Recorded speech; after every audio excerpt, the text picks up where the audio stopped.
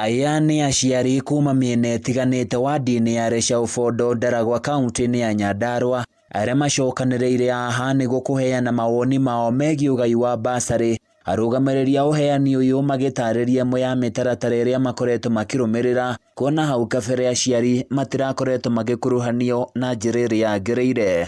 Tugayaga bursary ĩno na categories nyingĩ, tugayaga day school arĩa tũhotaga kũhe day school othe okorwo makũregistrate andũ okorwo mara apply andũ ta igana rĩ kĩndũ othe nĩ tũhotaga kũmahe.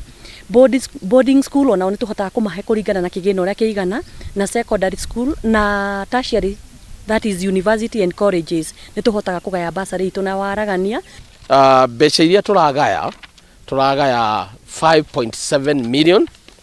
Nĩ turoire mbeca ingĩ cia part of the development million igĩrĩ, hĩndĩ ĩyo ĩngĩ twagaĩte 3.8, na ũmũthĩ nĩ turagaya around 5.8 million, na mbeca icio nĩgetha iteithĩrĩrie ciana iria ciĩ mathukuru ihote gũthoma. Kwĩyumĩria kwa mũingĩ ũyũ nĩ ũndũ ũtũgĩrĩtwo na njĩra nene nĩ arũgamĩrĩri aya, makiuga namba ya arutwo arĩa maraingĩra thukuru-inĩ cia thekondarĩ na university nĩ yongererekete gũkĩringithanio na hau kabere. Ihinda rĩrĩ applicants andũ arĩa maroririe bursary turarĩ na ciana applicants over 2,262 applicants. Na harĩ applicants acio twĩna day scholars 1,542, kuonania ciana nyingĩ citũ gũkũ wodi cithomagĩra thĩinĩ wa our day secondary school. MCA wa gũkũ Reshaũbondo Gathũngũ wa Kamau ũrĩa ũrathũrima mĩhang'o ĩno nĩ atũngĩrĩtie wĩrutĩri wa aciari harĩ gũthomithia ciana ciao, na ningĩ akĩongerera na kuga nĩ magũtigĩrĩra gũtirĩ mwana oro wothe ũbatiĩ ũteithio ũkũimwo nĩguo kwarahũra mĩtũrĩre ĩgũka ya ciana ici. Twĩna ciana 1,540 arĩa me day school, arĩa marathomera gũkũ Ngaindeithia, arĩa marathomera Kĩrera, Raicĩri, Ndibai na Mbũyũ, na nĩ tũgũtigĩrĩra ciana icio ciothe gũtirĩ mwana ũtekũ benefit.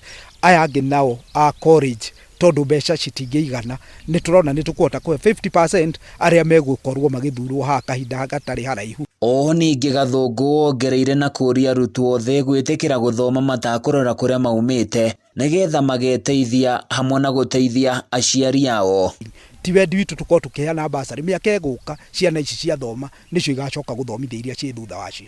Rĩrĩa mbeca ikũgaĩrwo boardroom-inĩ no ũhe nginya mwana wĩhotete bursary, na nĩkĩo twacenjirie modi ĩyo kuma 2017 tũkiuga tũkage kĩharo nĩgetha aciari nĩo mekuorota, nĩo moĩ mathĩna ma mĩciĩ ũrĩa mahana, mathĩna ma mĩciĩ matihanaine, nĩo megũtuonia mwana wa ndigwa nĩ ũrĩkũ, mwana wa single mother nĩ ũrĩkũ, mwana kwao nginya ng'ombe gũtirĩ nĩ ũrĩkũ, nĩgetha tũkorwo tũkĩmahe first priority. Ikinya rĩrĩ narĩo nĩ rĩtũgĩrĩtio nĩ aciari na njĩra nene, makiuga aingĩ matikoretwo mataũkĩirwo wega ciĩgiĩ ũgai wa kĩgĩna gĩkĩ. Ngoretwo ngĩthomithia na mũno mahinda marĩa ndaiguire nĩ ndaremererwo ndatwara ciana secondary school, ngoretwo ngĩhoya mbeca cia bursary ya wodi ĩno itũ ya Reshaũbondo, na ngona ũrĩa tũtwaranĩte na wabici ĩyo ya MCA makoretwo makĩnyitĩrĩra. Gĩthomo nĩ mũthingi wa mũtũrĩre, na nĩkĩo mwana oro wothe abatiĩ gũkorwo akĩgwatĩra gĩthomo kwĩna mbeca kana gũtarĩ. Handũ-inĩ ya Kameme TV kuma gũkũ Shauri mwena wa Reshaũbondo thĩinĩ wa gĩcigo kĩa Ndaragwa kaũntĩ-inĩ ya Nyandarua, niĩ nani njĩtagwo Francis Mwangi wa wĩra.